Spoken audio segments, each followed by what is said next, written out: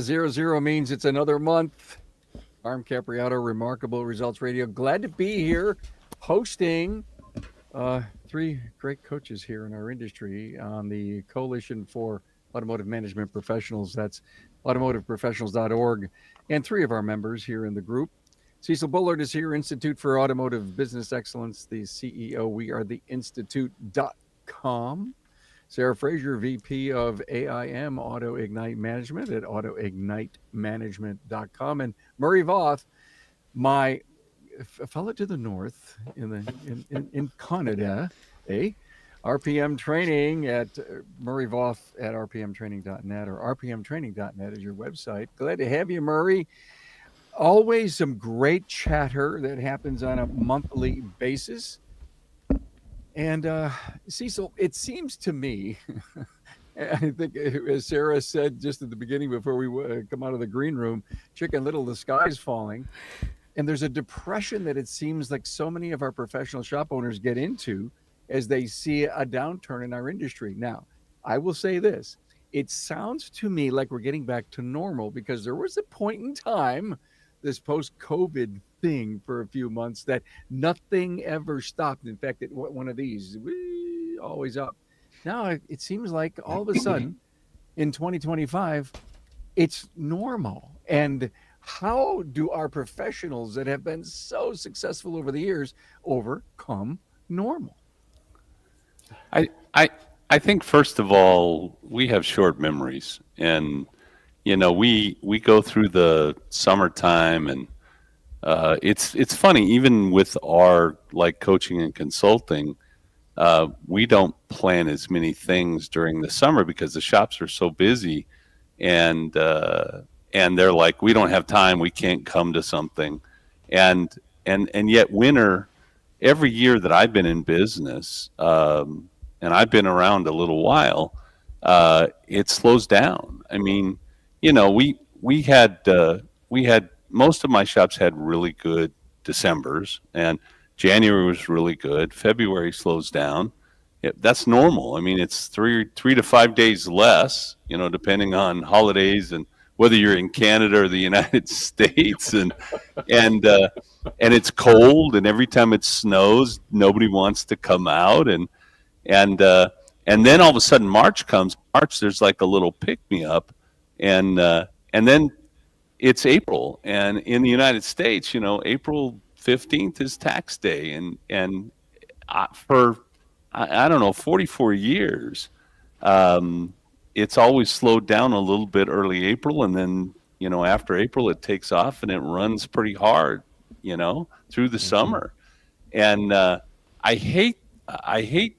kind of hate coaching a little bit, because I got on the phone yesterday with one of my guys or in a meeting, and he's like, everything sucks, everything's horrible, it's just terrible, and you're like, okay, well, how bad does it suck? Well, we're up 10% for the year, but we're not I don't have enough car count or whatever, and you're like, dude, deep breath, right? Yeah. And I would also say that your attitude as an owner has a huge effect on the attitudes of the people that work for you.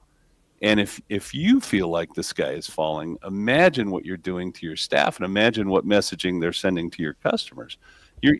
Your sales are going to drop just because everybody thinks the world's going to end. And stop. It hasn't ended yet. I mean, I keep talking about, we've done, we went through COVID. We went through 9/11. We went through the mortgage crisis. We went through Enron. We went through, we went through the 70s. Oh my God! And I did. And the 21% interest rates, and we made it through all of that, right? And every projection, every meeting I went to at Vision, experts in the industry got up and talked about the projections, and at the STX, experts got up and talked about the industry. People that have done real research, and people are buying more cars. They're keeping them longer. They're less likely to go to a dealership. Everything says we're going to improve 6 to 9% in the next 2 years as an industry. And while we look at shops that, because of the age gap, I mean, You have a bunch of old dudes, that are in their 60s, some in their 70s, and they're getting out of the industry. And many of them aren't selling their shops because they haven't done the work to really make the shop, worth much to sell. They're gonna We're gonna have fewer guys if you're doing it right, and you're gonna have a much bigger audience to work from. Everything, if you're running your business well, says you're gonna succeed. Everything. Yeah. Well, Sarah, coming from a younger generation, Cecil talked about the older shop owners. I'm wondering if you've been talking to a lot of the younger shop owners. What's their perspective? I do. Yeah, I think when we look at some of the younger owners, there is definitely more optimism there, but maybe not as realistic all the time. But there's definitely more hope and more optimism. And I think, regardless if you're an older shop owner, a younger shop owner, what Cecil said about the way you think and the way that you're acting and how that's affecting your entire team is so big. When you walk around with that attitude of the sky is falling and things are awful right now, that is fully picked up on by your staff. And that, especially when we're slow, is the time that we really should be pouring into our people. The more we put into our people, the more productive they are, the more they feel cared about and valued and wanted to be there, the more productive they are. And that's, if we're slow and we have the time to do those things, what a great time to take an opportunity, and use that. But I would say overall, it does tend to be a little bit more optimistic. So many of our people can't get out of their own way, and I see that is a problem, meaning their own way of their negative attitude, and that perpetuates through the shop. To your point, Sarah, I guess, Murray, if I picked up the phone and you're my coach and I called you and says I'm in the lowest of lows, business is terrible. We had 3 cars yesterday. I only got 4 booked for the next 2 days. Woe is me, Murray. Coach me up. Well, I'm going to talk about something called Jack Brackett's magic. All right. I don't know if you guys had wagon jobbers in the States back in the day, Yeah. Cecil. Guys driving around in Grumman vans selling us wiper blades and squeegees Yeah. for our service stations and stuff, and chemical products, right? So Jack would come in and say, how's things going? And on a good day or a good week, it's rocking busy. I don't have time to talk to you, Jack. Just stock my shelves and get out of my way. And other times it'd be, we're dead or than a doorknob. And he would say, well, he'd look around the shop and say, I see about 16 things that you still haven't fixed from last month. And he said, I always found that when I made myself a list, as soon as it got quiet, I started fixing things. And for some reason, the phone would ring, right? I'd climb up that ladder to go fix the furnace, and I'd have to climb down the ladder to answer the phone, right?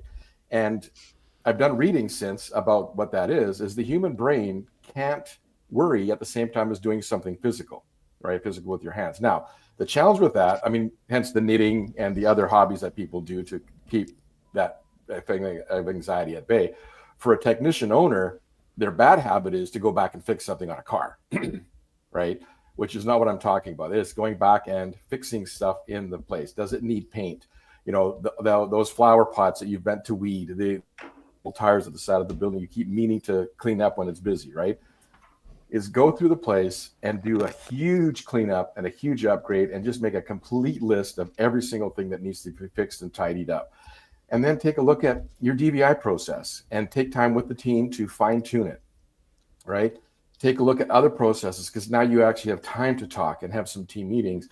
And in the process of doing that, the phones will ring. Now, the thing about it is it's not so much that the phones ring, it's that when they ring, your answer determines what the other person responds with. And this is the psychology of stuff I read since, right? If I'm pacing the floor because I have no cars, and you're calling me to make an appointment or to get a quote on brakes, or maybe my car's already there and you're calling to find out how it's going. And that anxiety comes through in my voice. And by the way, we as humans can hear that. We can pick up on subtle. We don't know what the person on the other end of the phone is anxious about, but we know that something is wrong. And so we say, oh, no, thank you. That's fine. Not today, right? But if we answer the phone, what do you want? Like, it might even be rude because we just got interrupted from fixing that furnace. The person's like, oh, sorry, I didn't mean to interrupt you. I guess you're busy, but I wanted to talk to you about my brakes, right? And so it's what they hear either on the phone or digitally that they pick up on. And so the magic is not that the phone rings more. It's that when the phone rings, you actually get more from the phone calls that actually happen, right? And so I still credit my good friend Jack. He's now passed away But that is a thing that I've been working with my clients in the last while. And if I could just have another 30 seconds, talking with a great client and friend yesterday in the city of Edmonton, Canada. He's talking about how busy he is right now, how many winter tire changeovers are pre-booked, along with he allows 2.5 hours per changeover, which means they're doing services and other stuff when they do it. Like they're not just doing a $80 changeover, right?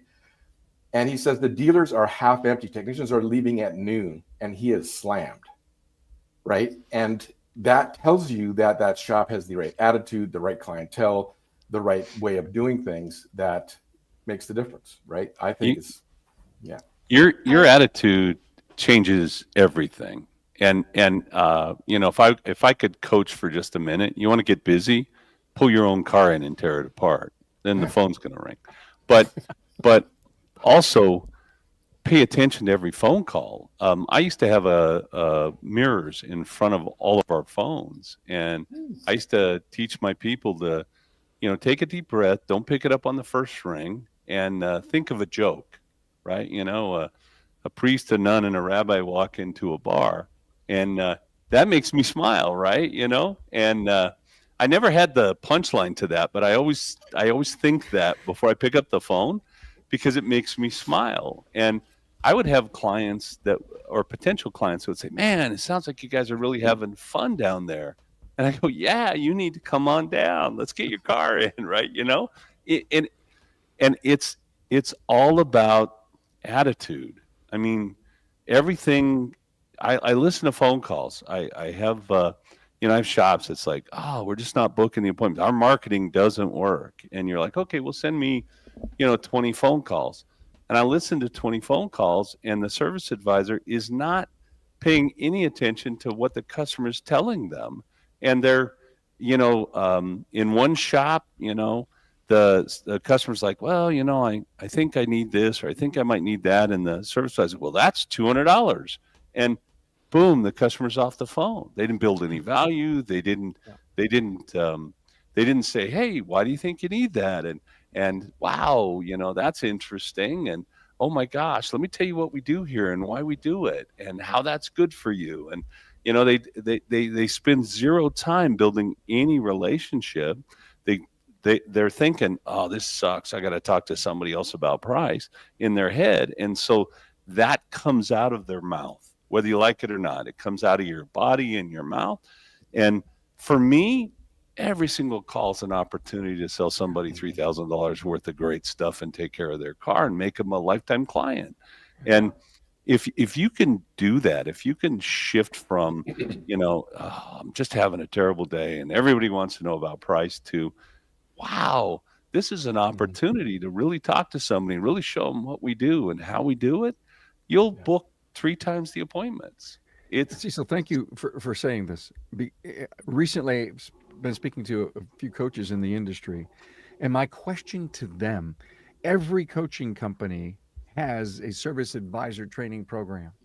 It's one of those about time moments, right? It's so important. And I said, I'm so happy to hear this. My next question is our counter our weakest link?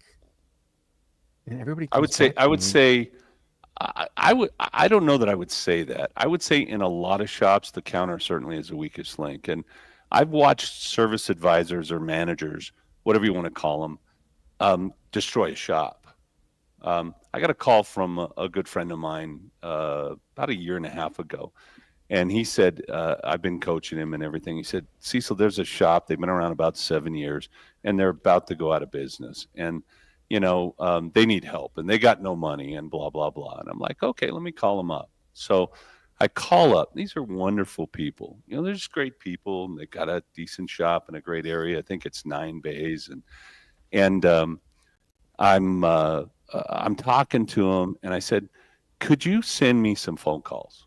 Just send me some phone calls. And sure enough, this guy that they had for quite a while, as their manager, customer calls, and it's not even a potential customer. It's literally someone, this gal is going to speak at an event, and it's a woman's event, and it's the woman that she needs to get in touch with. And she says, can I talk to so-and-so? And he goes, well, she's not around, and she doesn't come in very much. And And it was just such a horrible phone call. Then a client called, and a potential client who said, hey, I'd like to come in, I think I have a problem, blah blah blah. Well, that's we can get you in 5 days, and that's going to be $300, and didn't build any value or anything. So I get off the phone, and I get off the computer listening to the calls. I listened to, I think, 11 or 12 calls, and each call was worse than the last, right? Just no care for the client, no fun, no joy, no, hey, we love you, we want you here. And I called up the potential client, and I said, and it's a Friday morning, and I said, do we have anybody that can answer the phone? Anybody that we could hire? Preferably a young woman in her 20s with some energy that could just say, thank you for calling, and let me get somebody for you to talk to, whatever, don't care. And they said, yeah, we've got this gal and we've talked to, and we think she'd be great. And I said, great, I want you to do two things for me this morning. I want you to hire her, and number two, I want you to fire the other guy. Just fire him. He's done. He's upset. He's unhappy with you. Whatever you did, however you ruined him, this is a ruined employee, right? And they did. And on Monday, we sold over $12,000 worth of work, and we did over $30,000 in work the next week. And last month, they did $159,000 worth of business in their shop a year later at 24%, 25% net profit.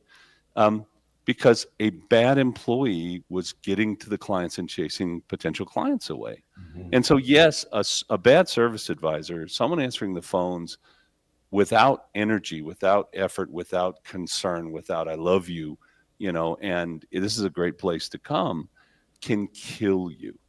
And a really good service advisor, someone that can build all that in, can really make you a ton of money. But I wouldn't say that. I would say if you have the problem in your business, that could be something that's really holding you back. Yeah. But I would also then go, well, what about pricing? What about margins? What about process and productivity? Because that can kill you too, right? So it's more than just service advisors. I think right now, and every time that we're slow, we need to look inside. We need to pay attention to how we're dealing with clients and potential clients, and are we giving them all the love they deserve? And if we do that, we take a deep breath. The funny thing is, I have seen so many turnarounds of shops when we got whoever's answering the phone to just be pleasant and invite people in, right? I'm thinking of, Sarah, your work with hiring people. Do you find that it's trainable, or is it personality? What, in your world of hiring advisors and training advisors, what do you think is the most powerful piece? Or is it that a dumb question? There are things you can train, but you cannot train personality. You just can't. Like, to be a people person is a gift that some people have and some people don't. And I was just kind of having a full circle moment here listening to Cecil, because literally 15 years ago, I was hired as a 25-year-old woman to solely answer the phones in a shop. And so it's kind of interesting to look at where that path has gone from here. But even on the hiring side, I wanted to touch on something Murray said earlier about how the shops that are doing things well are still busy, and these dealerships are sending texts home in the afternoon.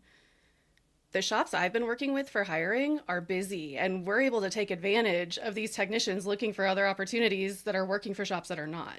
And I'm very picky about the shops I work with. I work with shops that are doing the right things. We want to make sure that we're putting good people into a shop that's going to take care of them. But honestly, if you aren't still keeping your hiring process going through those slow months through March, I cannot recommend enough. Like, that's when you need to be looking. That's when we have technicians looking for better opportunities.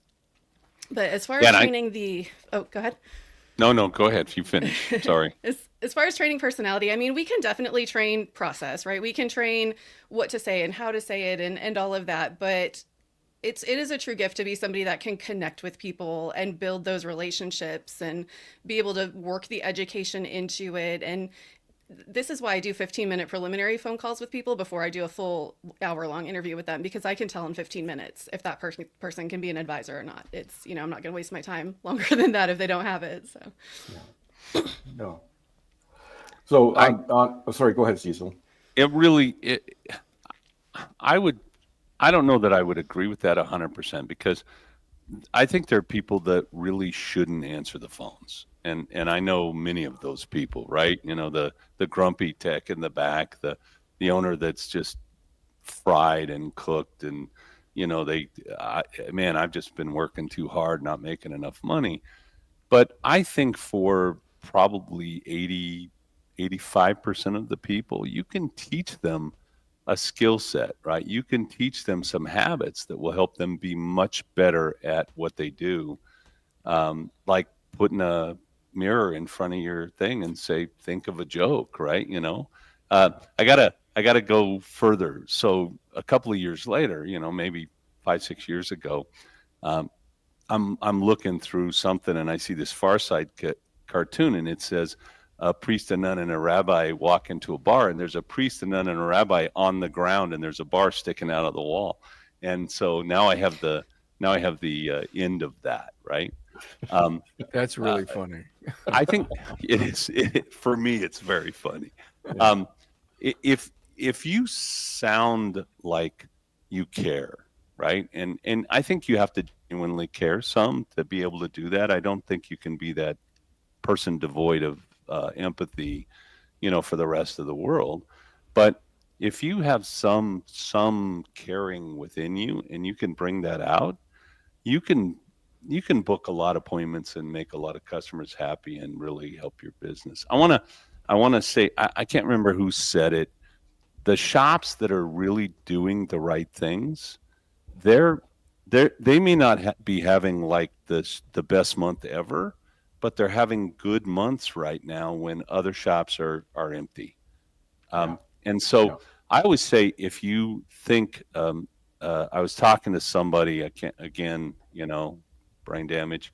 Um, I can't remember exactly who, but they were, kind of had argued with one of their clients about lowering their price because right now they're just not selling as much. So I'm going to lower my price. It's never price, okay? It's always value. Look at your value. Look at your value statements. Look at how you're presenting your product to your client. Look at how you're delivering your product to your client. And and the funny thing, I talked to the same shops. I think Murray would say the same thing, and you're like, okay, your car count's not where you want it to be. Well, you got a website, you got SEO, SEM, you're doing some social media. All right, but are you booking the customer's next appointment? Well, no, no, that's too hard. Um, are you doing any local involvement? Well, no, I don't like to go to the chamber or the Rotary or the BNI or whatever. No, those people are jerks. And there's 5 or 6 things that you can do that will really kick up your your marketing, your visibility, especially in your community. Yeah. And are you doing those things? And we might have 5 conversations, and I'm finally like, did you not hear me 5 times ago when I said, are you booking the customer's next appointment? We book the next appointment for our clients because we're the experts, because we care, because we want to take care of your car. And then we have a CRM and we follow up on it. And believe it or not, oh my gosh, we'll actually call the customer and say, hey, you have an appointment. We would love to make sure that still works for you. And get them in. And I, in my shop, I had 6, 7 appointments a day scheduled for 6 months. And we weren't slow. We were never slow because when you're doing the extra stuff that the other shops won't, that's what makes the difference. Yeah. So if you're slow right now, if you're getting price pushback from your clients, one of 2 things is happening. Either you absolutely are marketing the wrong stuff and bringing the wrong people in your door that are never going to make you profitable, or your deliverables are not where they need to be.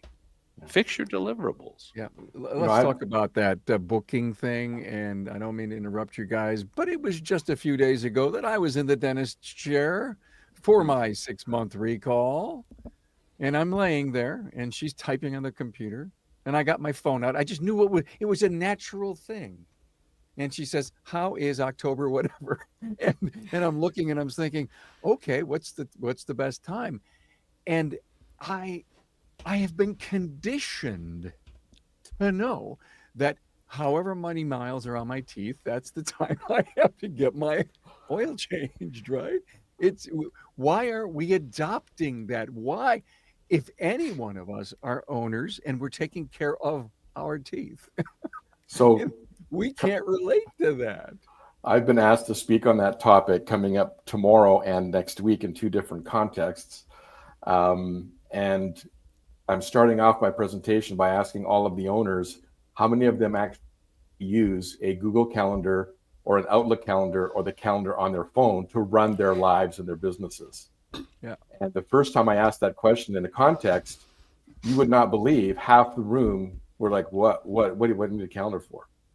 And I'm Oh like, my God. that's why. You see, I now teach people to watch the clients that have a day timer or use their phone. Obviously, most people are using smartphones for the same tool these days. But anybody who behaves like a calendar, looks at their calendar and says, "Yes, that will work for me," those are the people you start with, right? Those are the ones that are expecting you to be the professional that will look after them. It's a psychological state. You are a technician that's loves adrenaline. You love racing. You love the fires that you have to put out all day. A calendar is irrelevant to you because you just take life as it comes, and you don't understand that there's a chunk of our population lives in their calendar, like they can't live without their calendar. Me being one of them now at this point, right? So to me, that's a key area to talk about. Is that they think that they're making people do something they don't want because they're the ones that feel like somebody's making them do something, right? They're that rebellious male, usually male technician turned owner that's like, nobody's going to tell me what to do and where to be and when and that kind of stuff. And I'm like, yeah, but people with lots of money and suits and ties and who bill by the hour and fancy suits and stuff, like they live in a calendar, right? In fact, to get at those people, you have to book months ahead. I don't have lots of money or you suits and ties, but I want that from whoever I'm doing business with. Do the thinking for me. Tell me when I'm coming back. Make it as easy as possible for me because once it's in my calendar, now it's there, it's done, and I don't have to think about it when it's too late. Yeah. What if you ask 100%? Would you like? We're going to. What if you told them we're scheduling you an appointment? And here's why we do that. And what if 60% said no? What if 60% said no? I don't want you to do that. Okay. By the way, pre-book. Yeah. How does that hurt you? When someone says no, I don't want you to do that. How does that hurt you? I'm a sales guy. I mean, and if I didn't ask, I would have. I wouldn't be where I'm at. I wouldn't have the money I have. I wouldn't have the business I have. Yeah. I ask 100%. You can't hurt me by telling me no. I've heard no so many times that it never mind. 40%. If you book 40% of your clients in for their next appointment, and you had, if you've got 10 cars a day right now, and you had 4 that were pre-booked, guess what? You'd have 12 cars a day.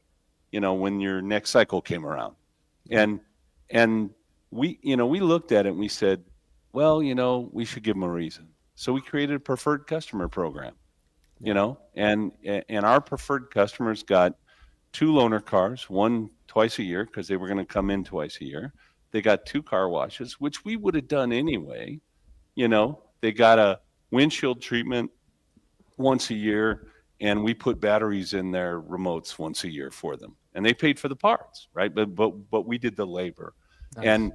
And so we had a $400 value and book your next appointment. And we had, I don't know, the first year we did it, we had like 92% people say yes. And then we only had like 65% show up. And we said, well, I don't think that's good enough. So we got a little more selective of who we chose. And we had, I don't know, 76% of the people say yes, and about 95% show up the next year. And that's 6 appointments a day. Mm-hmm. And I have shops. It drives me nuts. You're hiring me. You're hiring my company. You're hiring Murray. You're hiring Sarah, whatever. And we're telling you, do this thing, right? Do this thing. And you hear the complaint over and over. Well, we don't have enough cars. Our business isn't steady enough. We were so busy last week, we couldn't do anything. And this week we got nothing going on. Yeah. Well, do this. and they still excuse after excuse after excuse. Yeah. Well, let me, Murray, go. Oh, I'm sorry, Murray, go ahead. No, I wanted to shift gears, so you go ahead, Carmen. I have a different I do way want to to shift approach this. gears. Yeah. I want to shift gears, Murray, to one of the talking points that you brought, which I think is really important. But I want to go back to the dentist thing. Humor me for 1 minute. I'm laying in the chair thinking about ARO. Okay. And I'm laying in the chair thinking about productivity. And I'm laying in the chair thinking about the MVI, not the DVI, but the Yeah. MVI that they did on me, the mouth visual inspection. And what could come of that, and what I got booked for a crown. Come on. You know what the ARO on that is? You don't want to know. And so Margins are pretty good too, Carm. oh Margins my are really God. good. So My great friend, who's my dentist, sold the practice, and he's moonlighting, and I'm just blown away by all this, and I'm thinking I'm helping him out. Anyway, so think about when you were in different areas of our life. Bring it back to the business. Think of how much it relates, and I think so much of what we're talking about here, constantly, continually, equates to the medical field. Anyway, Cecil, I think you mentioned succession a little earlier, and people are going out and there's no plans, and there's going to be less of us out there, which means there's more opportunity. Why are we hearing, and Murray, I know you have seen this, there's no succession plans. No one's asking, no one's improving, they're just going away. I think it's a crime that we haven't paid attention enough to our own businesses so that we would just fizzle up and die. Yeah. There's a town south of where I live of 6,000 people in the winter and 30,000 people in the summer. That's a vacation resort area. The last two Street View professional shops are gone. If you want to get your car fixed in that town, there's a few handfuls of one bay, two bay little industrial complex people left. But there's no literally professional Street View shops left. Both of them, 60s, late 60s, early 70s, aged out, tried to sell the business. Nobody would buy. They were asking way too much. The one fellow was leasing. He's walked away from it. The other fella has land, and he's going to sell the land, and apparently he's going to do okay because of the appreciation of his property, right? Now, the guy that was leasing has been paying $4,000 a month for 20 years, and his lease went up to $7,000. And he said, I can't afford to pay $3,000 a month. I'm shutting this piece down. And it just blew my mind. We have a city called Prince George of 80,000. Two shops have closed down in December. One more is on its way out. Some of you might be aware of or have met Andrew Ross. He's got Indie Garage Magazine, and he says through his network, because he's very, very in touch with the Canadian scene, he says he probably hears of a shop closing at least every couple of weeks due to age. And they're not, the equipment's being auctioned off, the place is empty because they haven't created a plan, even a basic plan. And the bad advice that they've been receiving from their accountants is another thing that's really a burr under my saddle the last little while. Just a shout out in case he somehow hears this by accident. I love my accountant, okay? But that profession is keeping people compliant. They are managing expenses. They're reducing the taxes that they might have to pay, but there's no concept of building a business or a succession plan. I've even had stories literally emails where I've been CC'd on, where we've suggested to a shop owner that they create a holding company for the land and the building and have an operating company separately as a step in the ability to do succession plan. And the accountant said, my bill for that is between $4,000 and $5,000. It's probably not worth it in the long run to spend that $5,000 to split the company up. When in reality, in Canada, for capital gains exemptions and stuff that we have, that could be worth up to $1 million per spouse if their spouse is owning that shop. But again, they don't know that, they don't practice that, right? So that's just driving me crazy, the bad advice that these older people have had all the years and they have nothing left to sell. Now, on that note, what it's doing is it's releasing a whole bunch of employees out into the world. Very few of them would work out well in the kind of shops that we coach because they just have never had the opportunity to shine and be trained. We are finding a few gems, and it's releasing a whole bunch of the driving public out into the marketplace, which is bogging down the advisors at the good shops, because these are all price shoppers and people that didn't pay properly, for a value shop in the past, right? So now we're juggling, sorting through that phone calls, the gems that we can get out of there, because there are some that we will attract some people that are looking for the right experience, right?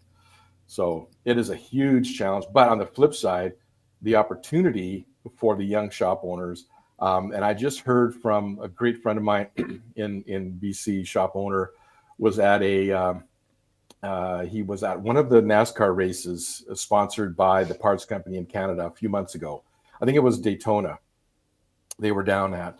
And he said a significant shift in the age of the owners that were there, like a lot of young owners, and a lot more women owning shops that were down there. So he had an observation. So that's the good news is that maybe some of these are closing down. There are younger ones who are starting either from scratch or buying certain locations. And so there is hope for me that these younger folks are stepping up.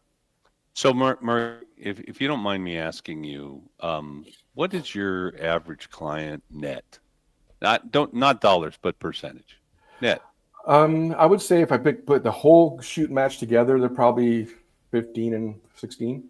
Like that's the high end, and then the guys that are still struggling. Yeah. Yeah, and I would tell you that our clients are somewhere between 18 and 24 or something like that, right? On the high end and the low end. Not when they first start with us, because obviously when they first start with us, they're in the 5-6% range, maybe 4% range. Yes. And so you have these guys that have worked very, very hard their entire life.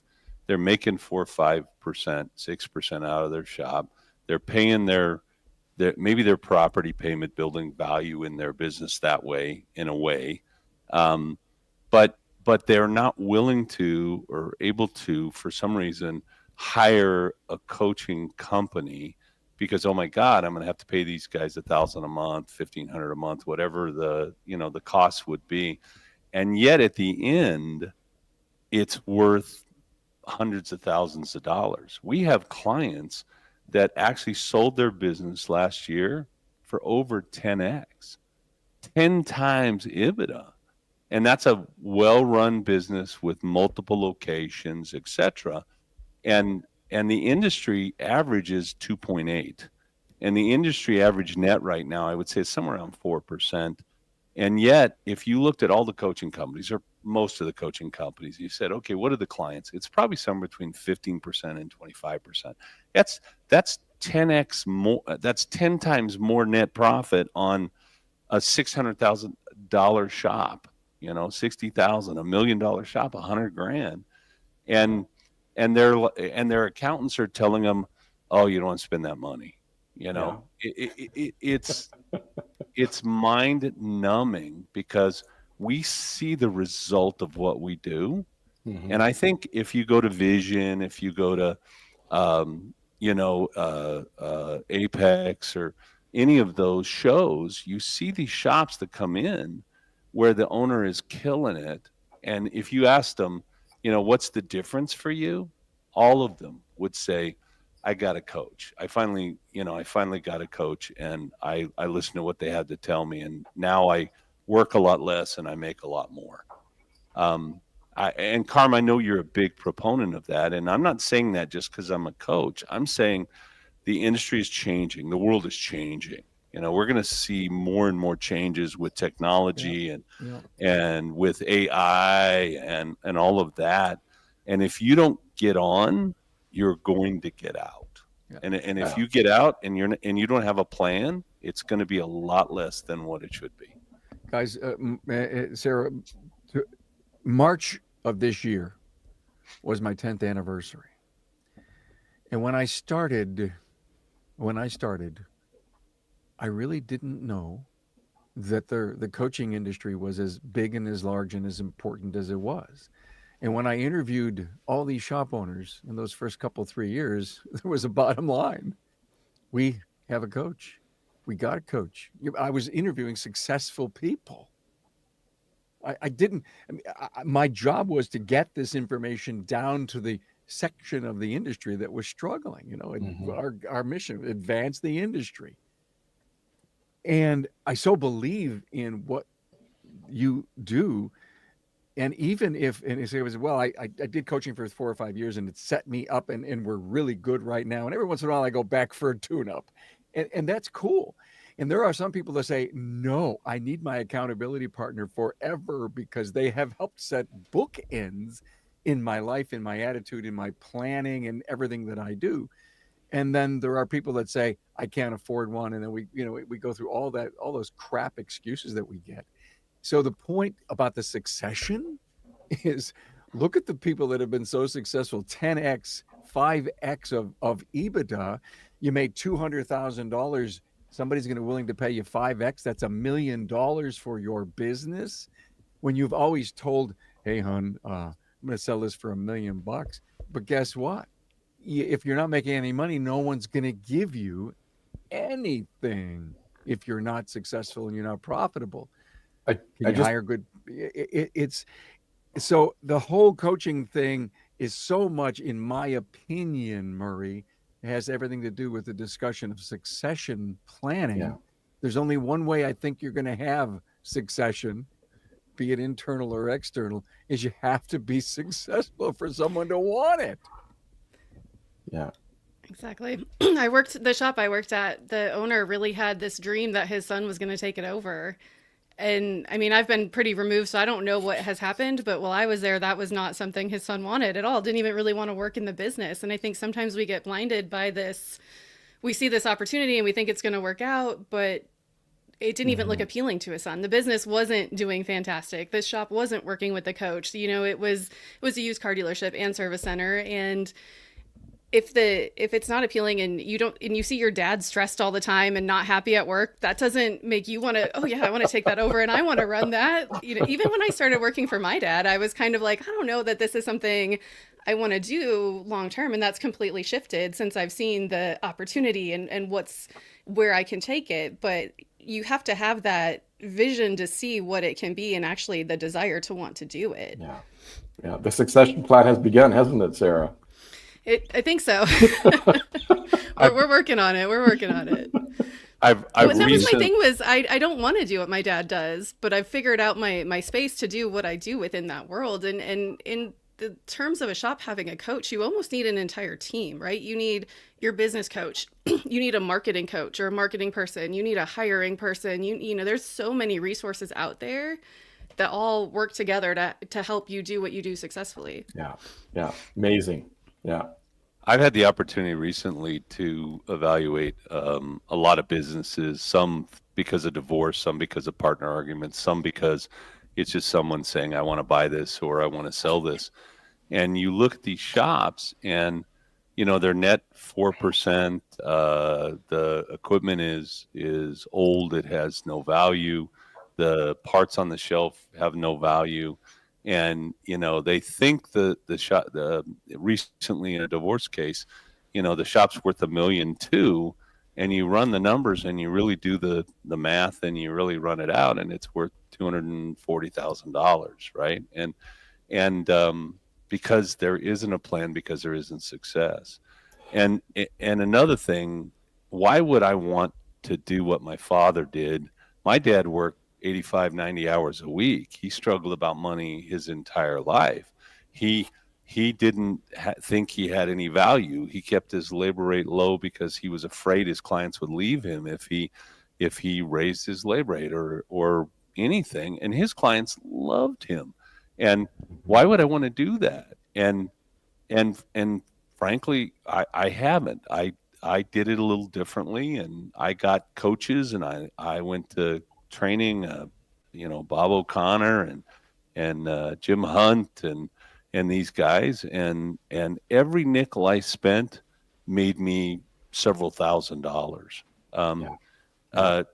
Your business can have real value, but you have to not be working there 80 hours a week. It has to be successful. And I cannot tell you how many guys that have called me and they're like, we lost $80,000 last year. So we're finally gonna, we've looked at you, we've watched your stuff, we're finally gonna hire you. And you're like, oh, that's wonderful.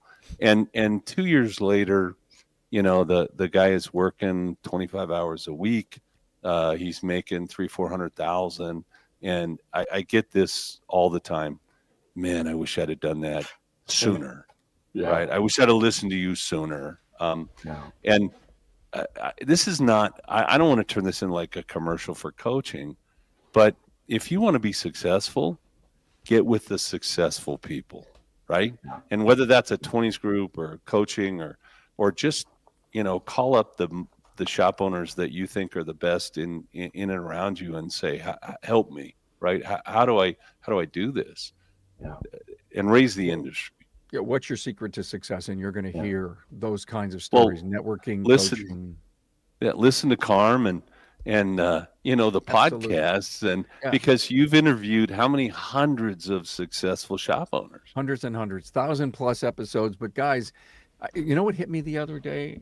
And we're kind of changing some of our marketing tactics around this little bitty theme.